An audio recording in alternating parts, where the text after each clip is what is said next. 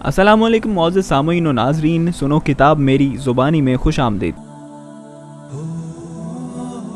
عصا اژدہا بن گیا۔ اس کا واقعہ یہ ہے کہ فرعون نے ایک میلہ لگوایا اور اپنی پوری سلطنت کے جادوگروں کو جمع کر کے حضرت موسیٰ علیہ السلام کو شکست دینے کے لیے مقابلے پر لگا دیا۔ اور اس میلہ کے ازدحام میں جہاں لاکھوں انسانوں کا مجمع تھا، ایک طرف جادوگروں کا ہجوم اپنی جادوگری کا سامان لے کر جمع ہو گیا، اور ان جادوگروں کی فوج کے مقابلے میں حضرت موسیٰ علیہ السلام تنہا ڈٹ گئے۔ جادوگروں نے فرعون کی عزت کی قسم کھا کر اپنے جادو کی لاٹھیوں اور رسیوں کو پھینکا تو ایک دم وہ لاٹھیاں اور رسیاں سانپ بن کر پورے میدان میں ہر طرف پھنکاریں مار کر دوڑنے لگیں، اور پورا مجمع خوف و ہراس میں بدحواس ہو کر ادھر ادھر بھاگنے لگا، اور فرعون اور اس کے تمام جادوگر اس کرتب کو دکھا کر اپنی فتح کے گھمنڈ اور غرور کے نشہ میں بدمست ہو گئے، اور جوش شادمانی میں تالیاں بجا بجا کر مسرت کا اظہار کرنے لگے کہ اتنے میں ناگہاں حضرت موسیٰ علیہ السلام نے خدا کے حکم سے اپنی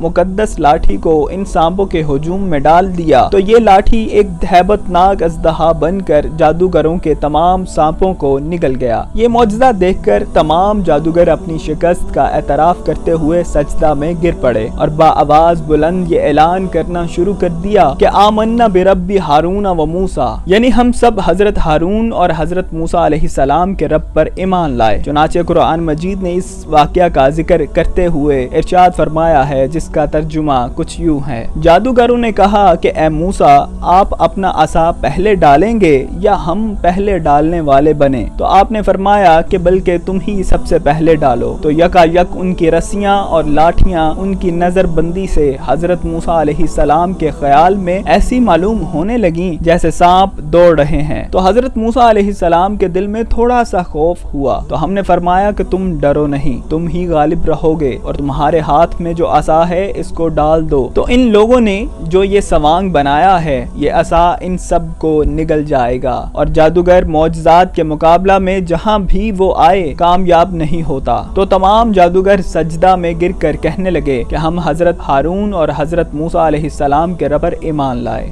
عصا مارنے سے چشمے جاری ہو گئے۔ بنی اسرائیل کا اصل وطن شام تھا، لیکن حضرت یوسف علیہ السلام کے دور حکومت میں یہ لوگ مصر میں آ کر آباد ہو گئے، اور ملک شام پر قوم عمالقہ کا تسلط اور قبضہ ہو گیا، جو بدترین قسم کے کفار تھے۔ جب فرعون دریائے نیل میں غرق ہو گیا اور حضرت موسیٰ علیہ السلام کو فرعون کے خطرات سے اطمینان ہو گیا، تو اللہ تعالیٰ نے حکم دیا کہ قوم عمالقہ سے جہاد کر کے ملک شام کو ان کے قبضہ و تسلط سے آزاد کروائیں۔ چنانچہ آپ 6 لاکھ بنی اسرائیل کی فوج لے کر جہاد کے لیے روانہ ہو گئے، مگر ملک شام کی حدود میں پہنچ کر بنی اسرائیل پر قوم عمالقہ کا ایسا خوف سوار ہو گیا کہ بنی اسرائیل ہمت ہار گئے اور جہاد سے منہ پھیر لیا۔ اس نافرمانی پر اللہ تعالیٰ نے بنی اسرائیل کو یہ سزا دی کہ یہ لوگ 40 برس تک میدان طیہ میں بھٹکتے اور گھومتے پھرے اور اس میدان سے باہر نہ نکل سکے۔ حضرت موسیٰ علیہ السلام بھی ان لوگوں کے ساتھ میدان طیہ میں تشریف فرما تھے۔ جب بنی اسرائیل اس بے آب و گیاہ میدان میں بھوک و پیاس کی شدت سے بے قرار ہو گئے، تو اللہ تعالیٰ نے حضرت موسیٰ علیہ السلام کی دعا سے ان لوگوں کے کھانے کے لیے من و سلوہ آسمان سے اتارا۔ من شہد کی طرح ایک قسم کا حلوہ تھا، اور سلوہ بھنی ہوئی بٹیریں تھیں۔ کھانے کے بعد جب یہ لوگ پیاس سے بےتاب ہونے لگے اور پانی مانگنے لگے، تو حضرت موسیٰ علیہ السلام نے پتھر پر اپنا عصا مار دیا، تو اس پتھر سے 12 چشمے پھوٹ کر بہنے لگے، اور بنی اسرائیل کے 12 خاندان اپنے اپنے ایک چشمے سے پانی لے کر خود بھی پینے لگے اور اپنے جانوروں کو بھی پلانے لگے، اور پورے 40 برس تک یہ سلسلہ جاری رہا۔ حضرت موسیٰ علیہ السلام کا معجزہ تھا جو عصا اور پتھر کے ذریعے ظہور میں آیا۔ قرآن مجید نے اس واقعہ اور معجزہ کا بیان کرتے ہوئے ارشاد فرمایا ہے، جس کا ترجمہ کچھ یوں ہے: اور جب حضرت موسیٰ علیہ السلام نے اپنی قوم کے لیے پانی مانگا تو ہم نے فرمایا تم اپنی لاٹھی سے پتھر کو مار دو، تو اس پتھر سے 12 چشمے پھوٹ کر بہنے لگے اور ہر آدمی کو اپنے اپنے پینے کے چشمے کا علم ہو گیا۔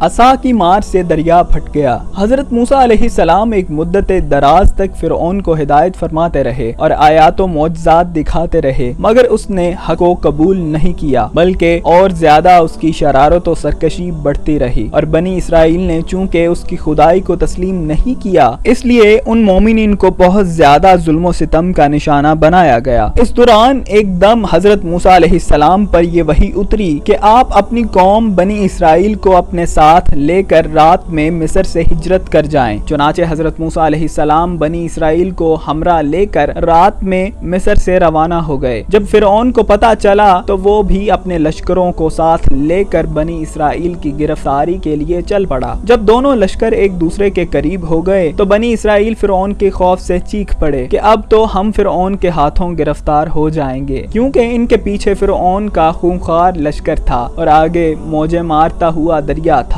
اس پریشانی کے عالم میں حضرت موسیٰ علیہ السلام مطمئن تھے اور بنی اسرائیل کو تسلی دے رہے تھے۔ جب دریا کے قریب پہنچ گئے تو اللہ تعالیٰ نے حضرت موسیٰ علیہ السلام کو حکم دیا کہ تم اپنی لاٹھی دریا پر مار دو۔ چنانچہ جو ہی آپ نے دریا پر لاٹھی ماری تو فوراً ہی دریا میں 12 سڑکیں بن گئیں اور بنی اسرائیل ان سڑکوں پر چل کر سلامتی کے ساتھ دریا سے پار نکل گئے۔ فرعون جب دریا کے قریب پہنچا اور اس نے دریا کی سڑکوں کو دیکھا تو وہ بھی اپنے لشکریوں کے ساتھ ان سڑکوں پر چل پڑا، مگر جب فرعون اور اس کا لشکر دریا کے بیچ میں پہنچا تو اچانک دریا موجیں مارنے لگا اور سب سڑکیں ختم ہو گئیں اور فرعون اپنے لشکریوں کے ساتھ دریا میں غرق ہو گیا۔ اس واقعہ کو قرآن مجید نے اس طرح سے بیان فرمایا ہے جس کا ترجمہ کچھ یوں ہے: جب دونوں جماعتیں لشکر فرعون و اصحاب موسیٰ ایک دوسرے کو دیکھنے لگے تو اصحاب موسیٰ نے کہا کہ ہم بالکل یقیناً گرفتار ہو جائیں گے، اور حضرت موسیٰ علیہ السلام نے فرمایا